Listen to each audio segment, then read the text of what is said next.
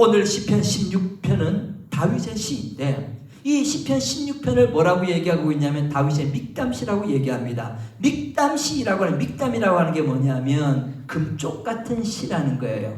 그래서 시편에 보면 믹담시가 6개가 나옵니다. 그러니까 그 6개 가운데 있는 그야말로 금쪽 같고 금쪽 같은 시 가운데 하나가 시편 16편이에요. 그러면 그만큼 내용이 귀하다는 거잖아요. 그만큼 그 내용이 소중하다고 하는 거잖아요.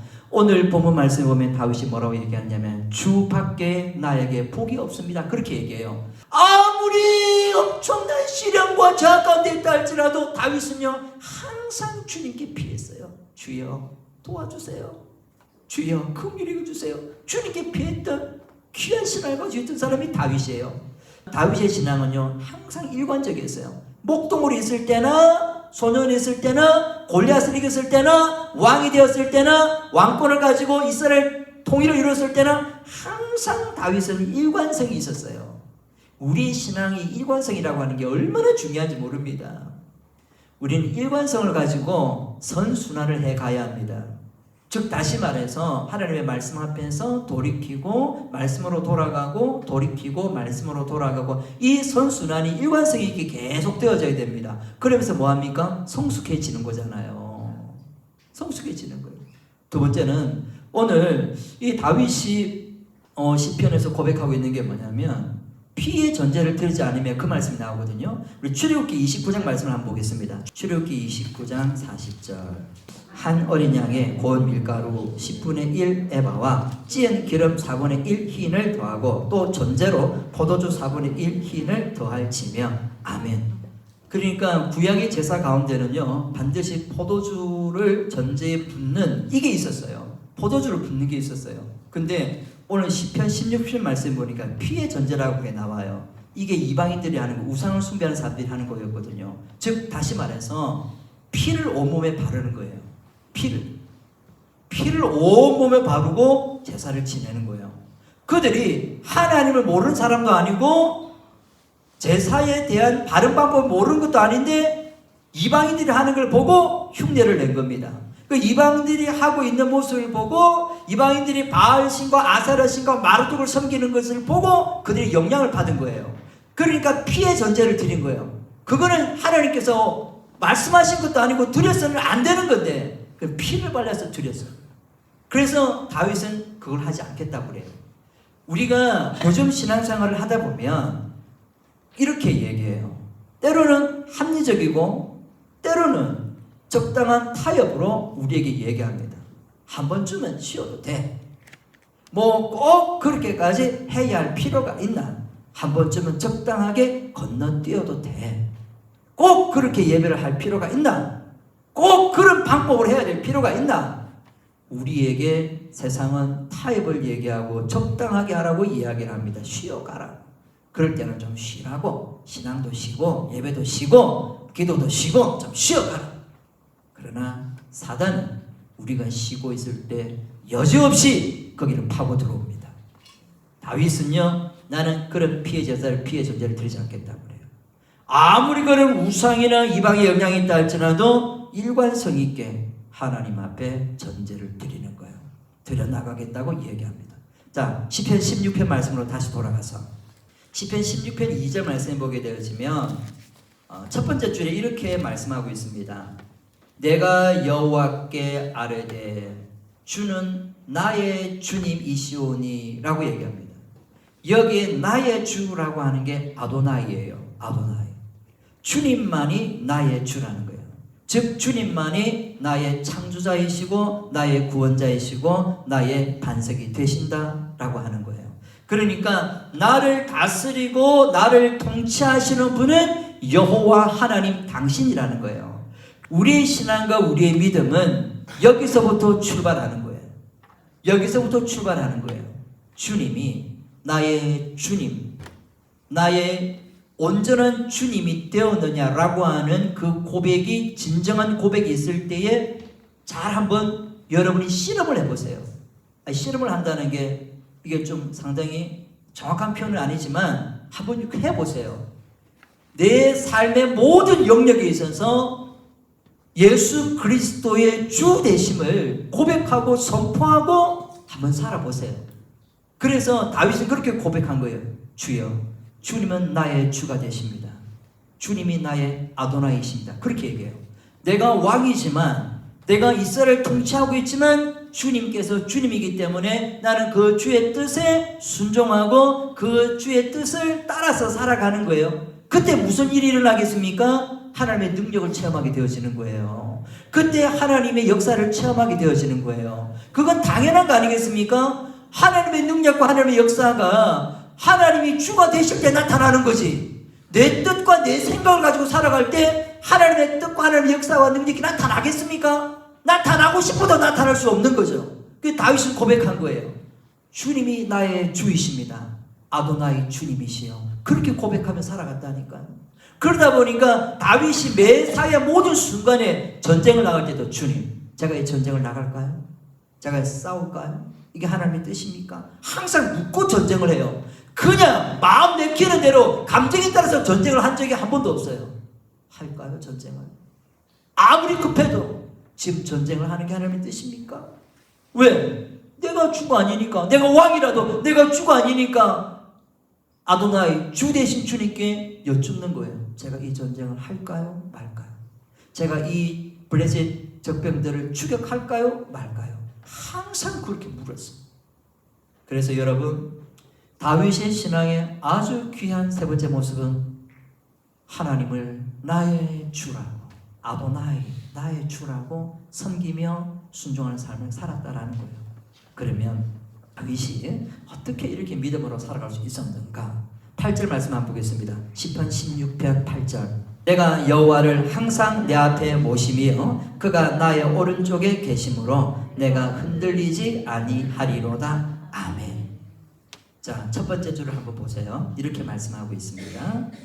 내가 여호와를 항상 내 앞에 모시며. 이 말씀 이해가 되시죠? 내가 여호와를 항상 내 앞에 모셨대요. 즉 요즘 말로 하면 주님과 동행하는 삶을 살았다는 거예요.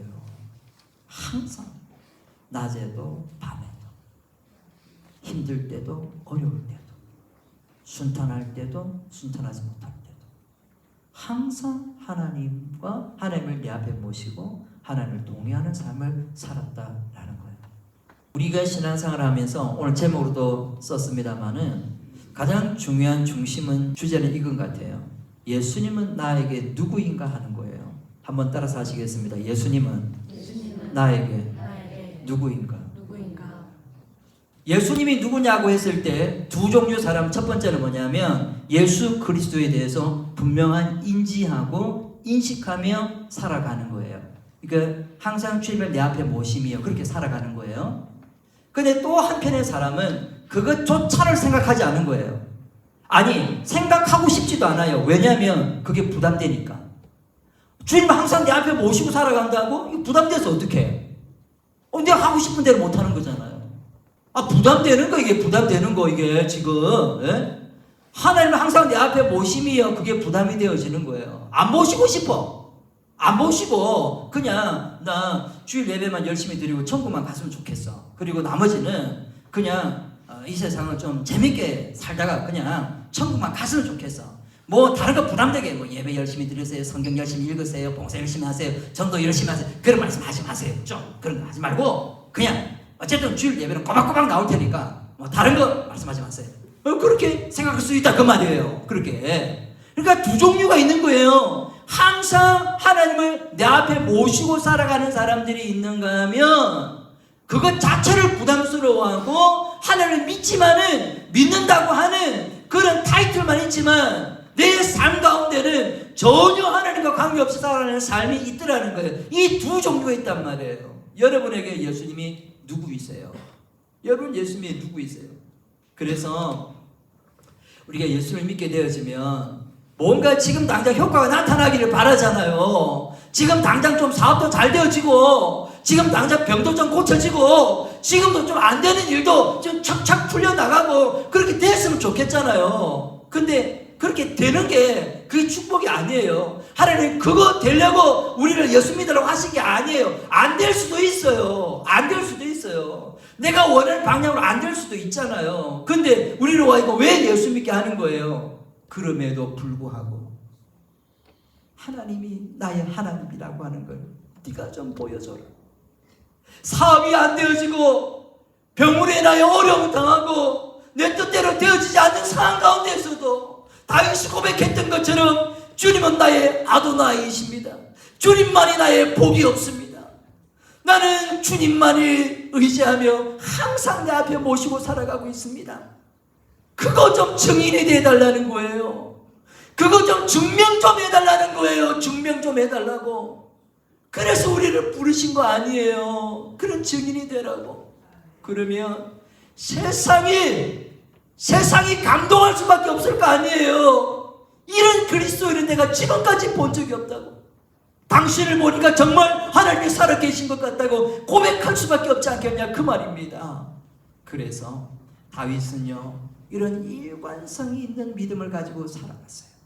늘 주님께 피하고요 세상과 타협함 없이 하나님께 온전한 전제를 드리며 살아갔었고 하나님을 항상 내 앞에 모시고 동행하는 삶을 살았던 사람이 다윗입니다.